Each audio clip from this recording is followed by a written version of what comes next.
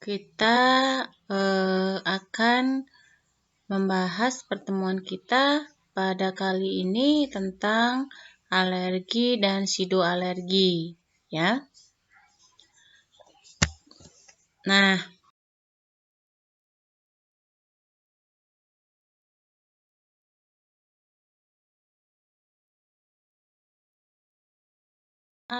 sebelum kita akan berbicara tentang alergi, itu kita akan mencoba untuk membahas bahwa ada suatu kelainan-kelainan di dalam sistem imun kita dalam segi respon. Jadi respon yang lemah dan respon yang berlebihan.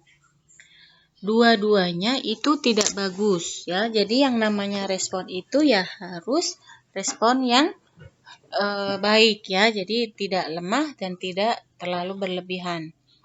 Contoh respon imun yang lemah itu akan mengakibatkan suatu kondisi imunodefisiensi, ya. Baik imunodefisiensi primer atau imunodefisiensi sekunderi. Nah, imunodefisiensi sekunderi ini adalah suatu keadaan kekurangan atau melemahnya respon imun akibat adanya penyakit lain, ya. Nah, kemudian apabila respon imunnya itu yang berlebihan, maka ada dua kategori. Akan memunculkan reaksi alergi atau akan menimbulkan reaksi autoimun. Jadi reaksi alergen dan reaksi autoimun itu adalah akibat dari respon imun yang berlebihan. Antigen itu apa? Antigen itu adalah suatu substansi atau bahan yang dapat menstimulasi sistem imun. Apapun itu, entah itu patogen ya ataupun hal apapun itu yang dapat menstimulasi sistem imun itu namanya adalah antigen. Sedangkan alergen adalah suatu bahan yang dapat memunculkan atau memicu terjadinya alergi. Misalnya house dust mite, misalnya tungau debu rumah, serbuk-serbuk, polen ya. Atau hal-hal apa yang dapat misalnya bulu kucing misalnya, itu adalah merupakan suatu alergen. Nah, kalau alergi sendiri apa? Alergi sendiri itu adalah merupakan suatu reaksi sistem imun yang berlebihan.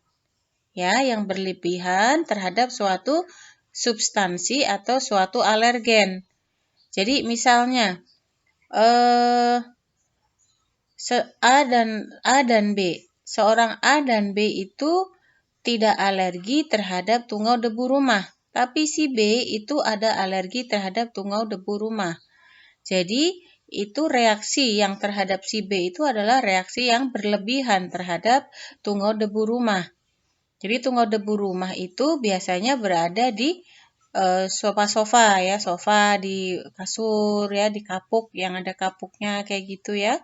Atau misalnya di sofa yang jarang dibersihkan, di karpet dan lain sebagainya, itu biasanya banyak terdapat tungau debu rumahnya ya. Bentuknya gambarnya tungau debu rumah adalah seperti itu.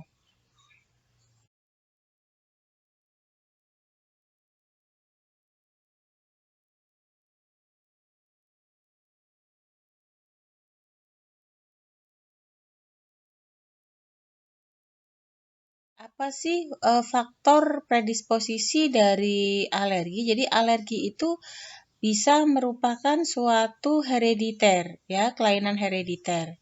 Jadi kalau misalnya ayahnya ada alergi, nanti anaknya akan beresiko terjadi alergi. Tidak harus alergi yang sama, ya. Tidak harus alergi yang sama. Jadi alerginya bisa bermacam-macam. Misalnya alergi, faktor predisposisi dari alergi itu contohnya adalah akibat dari peningkatan permeabilitas. Ya, peningkatan permeabilitas. Terus kemudian bisa juga berlebihnya aktivasi dari T helper. Ya, T helper itu adalah sel T, ya, sel T atau sitotoksik ya. Dia aktivitasnya terlalu berlebih. Bisa juga akibat dari peningkatan sintesis yang imunoglobulin E. Karena kalau kita ketahui imunoglobulin itu kan ada 5. Imunoglobulin G, A, M, E, dan D. Jadi kita singkat dengan gamet. Nah, gamet yang E ini, yang imunoglobulin E ini, dia khusus akan berespon terhadap alergi. Nah, alergi ini bisa juga muncul akibat dari peningkatan mediator alergi. Misalnya apa? Histamin. Misalnya ya. Terus kemudian bisa juga selain peningkatan sintesis, bisa juga penurunan dari mediator-mediator alergi. Ya, dia tidak aktif. Yang harusnya dia misalnya anti alergi, misalnya dia berperan sebagai anti alergi, tapi karena anti alerginya itu tidak berperan dengan bagus sehingga akan muncul alergi.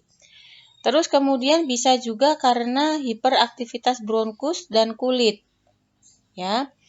Jadi, kalau misalnya penyakit alergi dengan predisposisi keturunan itu disebut dengan penyakit atopik. Atopi itu adalah alergi. Biasanya alergi ini berada pada tipe 1 ya, atau tipe hipersensitivitas tipe 1.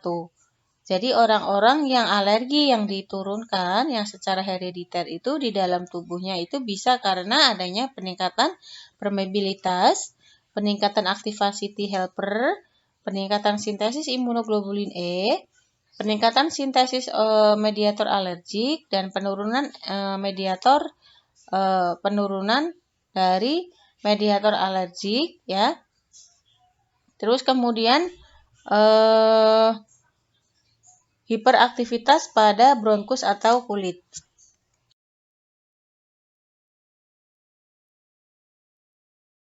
Langkah-langkah dalam imunological untuk ada hubungannya dengan alergi, misalnya ada alergen masuk, dia akan berikatan dengan APC ya, akan ditangkap oleh APC atau reseptor yang ada di permukaan sel ya, kemudian akan dilakukan fagositosis. Nah, terus kemudian dia akan mengeluarkan sel T pembantu atau T helper ya, sehingga T helper itu akan mengeluarkan sitokin-sitokinnya sesuai dengan jenis alergen yang masuk itu apa. Nah, kalau sitokin itu sudah masuk, itu ada di dalam bagian tubuh kita sel T suppressor ya. Jadi sel T suppressor itu adalah dia berfungsi untuk menekan sitokin-sitokin yang berbahaya ya, atau sitokin-sitokin yang menunjukkan adanya akan beresiko terjadi suatu penyakit.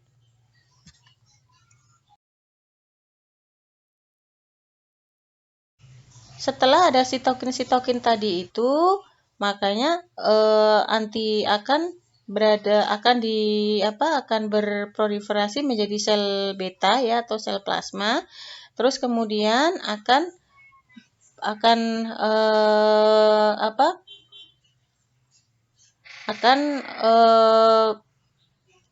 imunoglobulin E ini dia akan berikatan dengan reseptor alergen tadi ya.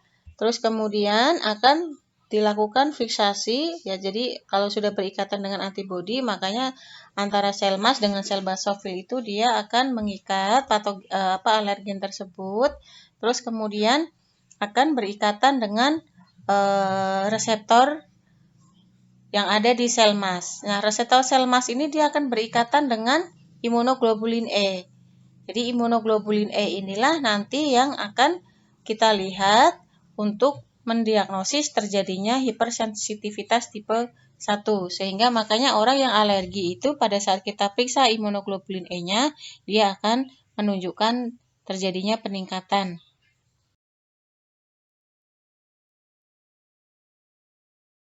Cara imunobiological.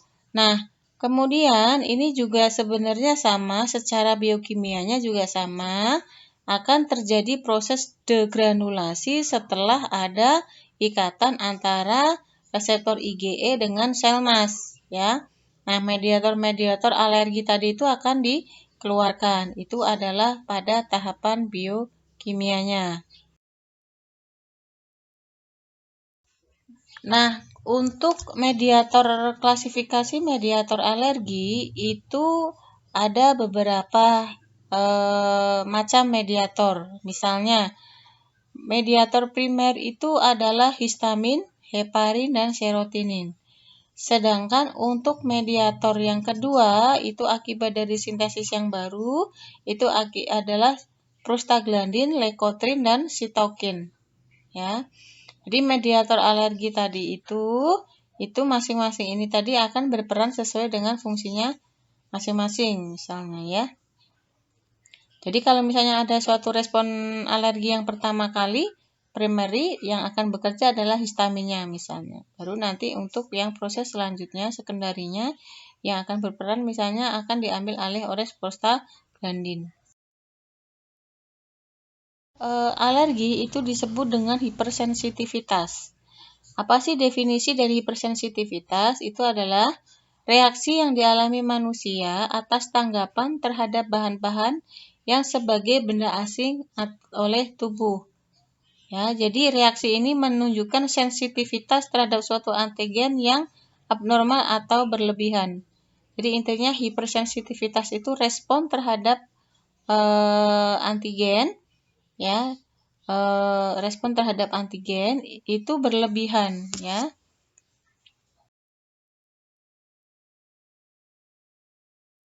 Adalah alergen yang paling sering dijumpai. Ada kutu debu atau tungau debu rumah, ada serbuk sari atau polen, kemudian ada hewan peliharaan, kemudian makanan dan polusi udara. Itu adalah contoh beberapa yang sering dialami mengapa seseorang itu banyak mengalami alergi. Nah, apa bedanya antara anafilaksis dengan anafilaktoid? Ya. Nah, apa bedanya antara alergi dengan pseudoalergi? Nah, kita akan lihat dulu proses terjadinya alergi. Itu yang pertama akan ada proses sensitisasi dulu. Ya, proses sensitisasi itu adalah respon terhadap alergi itu sudah ada di dalam tubuh, namun tidak menimbulkan suatu gejala. Ya, jadi misalnya kita ada bulu kucing misalnya, kita alergi terhadap bulu kucing. Jadi yang pertama kali itu akan terjadi proses sensitisasi dulu, ya. Tapi alergi terhadap kucing itu pertama kali tidak akan langsung misalnya gatal-gatal atau tidak langsung bersin, ya. Nah, baru kemudian setelah itu akan muncul fase efektor, ya. Nah, terus kemudian fase sensitisasi ini begitu ada alergen atau bakteri yang masuk, itu akan ditangkap oleh APC, antigen presenting cell yang ada di makrofag. Ya. Nah, kemudian akan mengeluarkan suatu mediator zat kimia, kemudian akan T helper 1 atau T helper 2 ini akan berespon. Nah, kemudian untuk fase efektor, ya, fase efektor dari adanya sel T helper 2 ini dia akan mengeluarkan interleukinnya atau mengeluarkan mediatornya seperti interferon gamma atau TNF beta, ya. Terus kemudian akan ada tahapan suatu resting makrofag atau makrofagnya itu beristirahat, baru makrofag akan diaktifkan. Itu apabila respon imun itu untuk pengaktifan makrofag. Nah, perbedaan alergi dan pseudoalergi, kalau alergi itu perlu sensitisasi dulu, ya.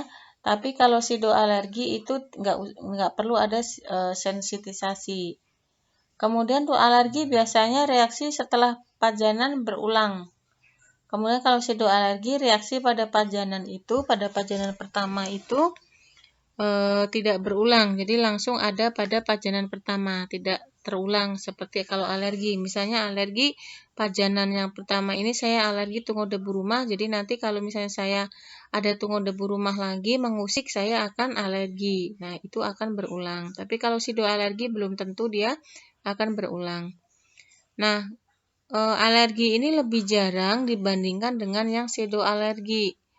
Alergi ini dia adalah kurang dari 5%, sedangkan untuk sidoalergi itu adalah lebih dari 5%. Gejala klinisnya untuk alergi itu khas, jelas ya, gatal-gatal dan lain sebagainya. Kalau untuk sidoalergi adalah tidak khas. Dosis kemungkinan riwayat keluarga, ada kemungkinan riwayat keluarga, itu kalau alergi, sedang sidoalergi itu tidak ada kaitannya dengan riwayat keluarga, ya. Terus kemudian baik itu alergi maupun psikologi itu adalah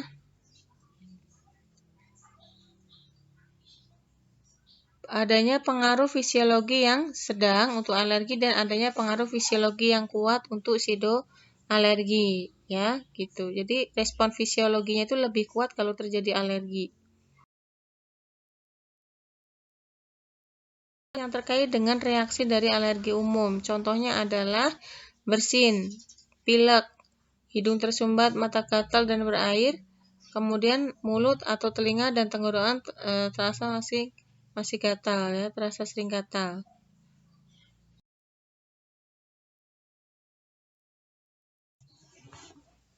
Gejala-gejala pada alergi misalnya dalam hal ini adalah asma, itu adalah ada batuk-batuk, sesak napas, ya, adanya dada sesak, nyeri sesak seperti tertekan.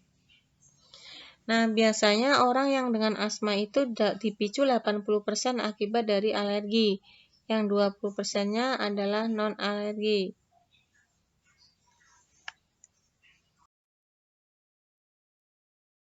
Makanan. Paling sering dijumpai alergi terhadap suatu susu, coklat, telur, ikan, kemudian ikan, gandum-gandumnya, serta kacang-kacangan saya ikat. Terus kemudian untuk alergi kulit. Alergi kulit itu biasanya muncul akibat paparan atau reaksi terpajan langsung, ya, dari suatu benda. Jadi ini biasanya muncul pada alergi-alergi dengan bahan tertentu, ya, atau suatu bahan produk tertentu.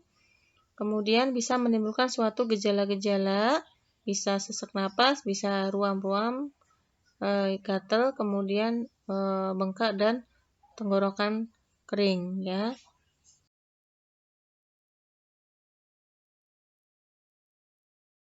Tetapi ini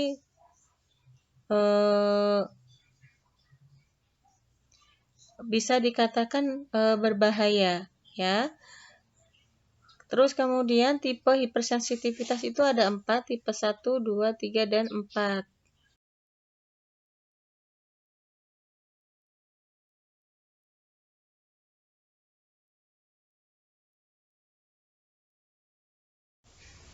Hipersensitivitas tipe 1 itu disebut dengan reaksi alergen. Hanya terjadi dalam beberapa menit setelah antigen itu bergabung dengan antibodi yang sesuai.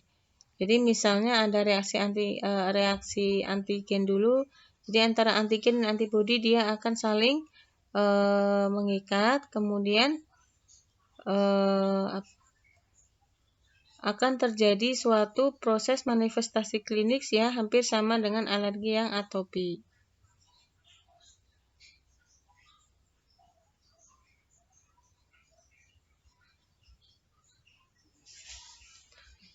Nah, terus kemudian ada mediator-mediator yang berperan di dalam suatu proses alergi ini. Yang pertama adalah ada histamin. Histamin ini merupakan mediator utama kalau ada alergen yang masuk. Ya, histamin itulah nanti yang akan menimbulkan gatal-gatal misalnya, ya. Nah, akibat histamin yang dikeluarkan itu akan muncul vasodilatasi, ya, kemudian peningkatan permeabilitas kapiler dan kontraksi dari otot polos. Terus kemudian kalau prostaglandin dan tromboksan, itu biasanya prostaglandin itu akan mengakibatkan terjadinya bronkokonstriksi dan dilatasi serta peningkatan permeabilitas kapiler. Tapi kalau tromboksan itu akan mengakibatkan agregasi trombosit, ya. Jadi mungkin teman-teman bisa membedakan mediator-mediator yang berperan dalam proses tipe alergi, ya. Itu ada histamin dan prostaglandin. Jadi kalau antara histamin dan prostaglandin itu kerjanya adalah agak berlawanan. Jadi histamin itu dia akan akan melakukan vasodilatasi, ya.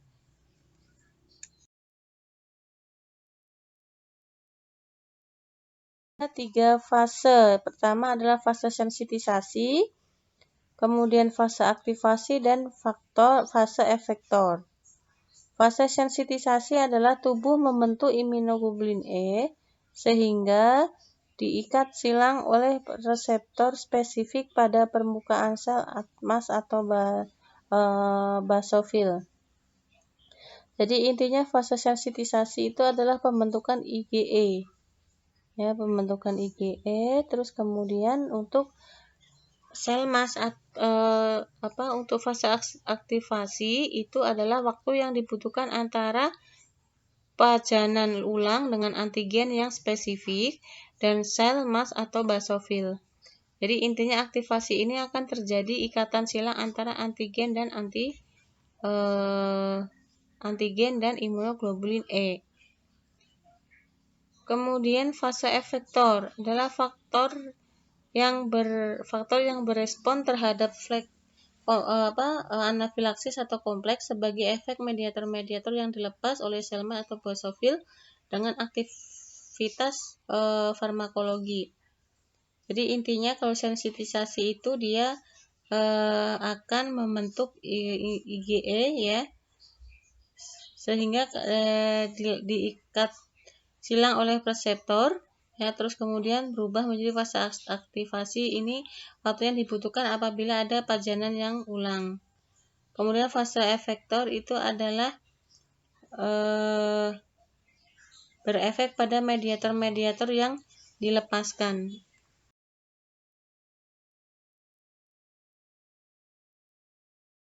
Ini disebut sebagai cytotoxic antibody reaction, ya. Karena apa? Tipe 1 ini hipersensitivitas tipe 2 ini dia meningkatkan antibody imunoglobulin G dan imunoglobulin M.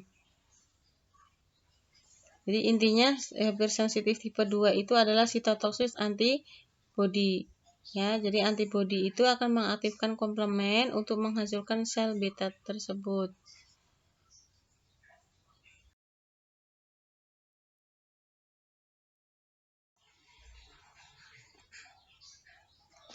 Terus kemudian hipersensitivitas tipe 3 itu disebut dengan hipersensitivitas kompleks imun.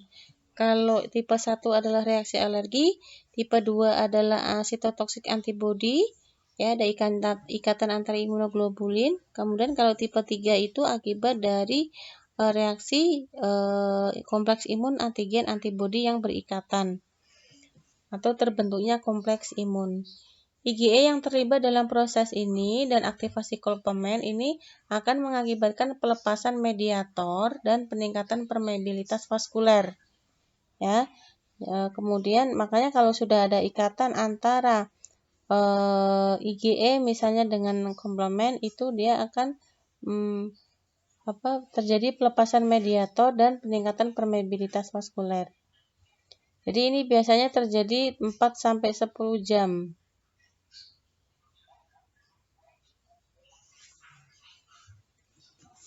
Terus kemudian respon tipe 3 ini terjadi 4-10 jam. Contohnya adalah pada kasus glomerulonefritis atau reaksi artus, ya. Bentar dulu, maaf ini ada gangguan sebentar. Sensitivitas tipe 4 ini disebut dengan hipersensitivitas tipe lambat, ya. Jadi fungsi dari limfosit T ini akan tersensitisasi secara spesifik.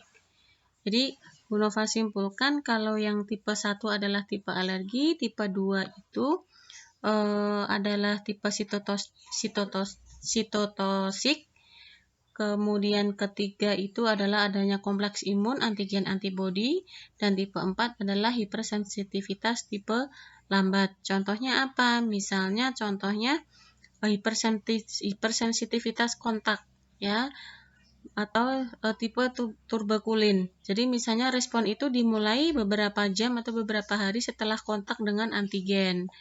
Ya, jadi misalnya dermatitis kontak misalnya, ya, itu kita pakai jam kemudian gatal, ya, itu butuh beberapa jam untuk terjadi hipersensitivitas kontak.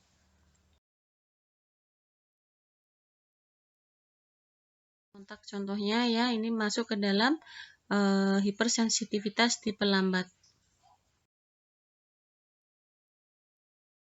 Kesimpulan yang sudah kita bicarakan bahwa tipe 1 itu prosesnya dia disebut sebagai reaksi alergi yang dimediasi oleh imunoglobulin E, ya. Jadi alergen masuk itu akan ditangkap oleh reseptor yang ada di sel mas, kemudian akan berikatan dengan IgE, ya. Kemudian tipe 2 adalah yang dimediasi oleh sitotoksik, yaitu IgE, ya. Nah, ini adalah contohnya kalau tipe 2 itu adalah penyakit-penyakit autoimun, ya, atau anemia. Tapi kalau yang tipe 1 itu hal-hal yang ada kaitannya dengan alergi seperti eksim, ya. Terus kemudian asma, alergi makanan, ya, misalnya itu masuk dalam tipe 1. Kalau tipe 3 itu adalah adanya reaksi antigen antibodi yang kompleks atau kompleks imun, ya. Itu adalah contohnya adalah lupus erythematosus, kemudian glomerulonefritis, rheumatoid arthritis, ya. Terus kemudian kalau tipe 4 adalah tipe lambat, ya. Ini akibat adanya proses sensitisasinya itu dia lambat. Terus kemudian contohnya adalah dermatitis kontak, ya, atau lesi akibat tes tuberkulin atau adanya penolakan pada transplantasi organ, ya. Itu adalah masuk ke dalam tipe 4. Kesimpulan dari masing-masing reaksi pada tipe 1, 2, 3, dan 4. Mekanisme pada saat ada proses alergi. Jadi misalnya alergen masuk, ya, itu akan ditangkap oleh reseptor yang ada di sel beta, ya. Nah, sel beta itu akan berikatan dengan sel T helper, ya, dia akan berproliferasi menjadi sel plasma. Nah, terus kemudian sel plasma ini dia akan memproduksi IgE, ya. IgE ini nanti akan menempel pada sel mas, kemudian kalau sudah menempel itu nanti akan ada reseptornya, reseptor IgE. Nah, reseptor IgE itu nanti akan berikatan dengan alergen yang tadi, sehingga kalau sudah berikatan antara alergen dengan faktor reseptor sel mas tadi, itu akan terjadi degranulasi, ya. Akan terjadi proses degranulasi. Bisa Bu Nova sampaikan, jadi intinya kita membahas tentang alergi, sitoalergi, dan tipe-tipe hipersensitivitas, ya. Jadi lebih banyak itu terjadi pada alergi dibanding dengan sidoalergi karena responnya dia lebih jelas, ya. Kemudian tipe hipersensitivitas itu ada 4, yaitu tipe 1 itu adalah respon reaksi alergi yang dimediasi oleh IgE. Tipe 2 itu adalah yang dimediasi oleh sitotoksik IgG, ya. Contohnya adalah misalnya penyakit-penyakit autoimun. Kalau yang tipe 1 kan alergi, ya, penyakit alergi asma, eksim, dan lain sebagainya. Kalau yang 3 adalah yang dimediasi oleh antigen antibodi, terbentuknya suatu respon kompleks imun antigen antibodi, ya. Contohnya adalah misalnya artritis, ya, penyakit artritis atau glomerulonefritis. Terus kemudian pada tipe lambat itu adalah tipe pada yang keempat, ya. Contohnya adalah dermatitis kontak dan lain sebagainya. Itu yang bisa Bu Nova sampaikan. Nanti teman-teman pelajari kembali apa perbedaan dari alergi dan pseudoalergi. Jadi pseudoalergi itu adalah alergi yang bukan sebenarnya gitu, ya. Jadi itu saya akhiri, kita akan diskusikan di forum apabila ada teman-teman yang mau ditanyakan. Tetap semangat teman-teman, tetap jaga kesehatan. Kita doakan semoga wabah ini cepat berlalu, ya, dan kita bisa beraktivitas secara normal kembali. Wassalamualaikum warahmatullahi wabarakatuh.